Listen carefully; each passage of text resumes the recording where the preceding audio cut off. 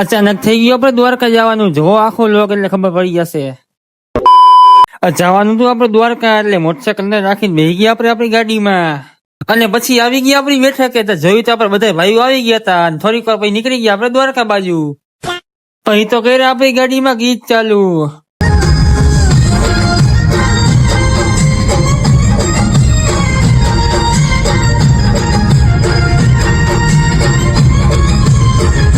પછી ટંકારા કેમ આવી ગઈ ખબર જ ન પડી.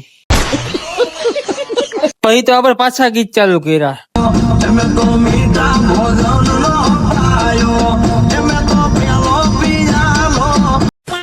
અને પછી પહોંચી ગયા આપણે ધ્રોલ ની મારી પાસે. ધ્રોલ ઉભા રહેલ ચા તો પીવી જ પડે આપણે.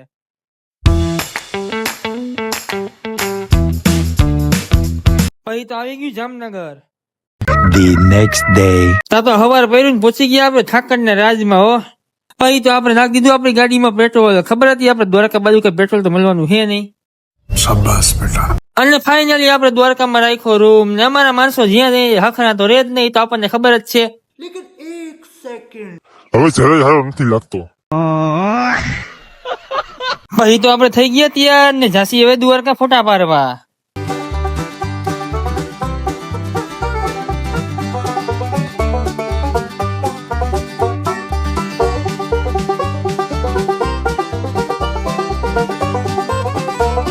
તો દર્શન કરીને આવ્યો બાદ જોયું તો પ્રસાદી નું આ પૂરું કરી નાખ્યું.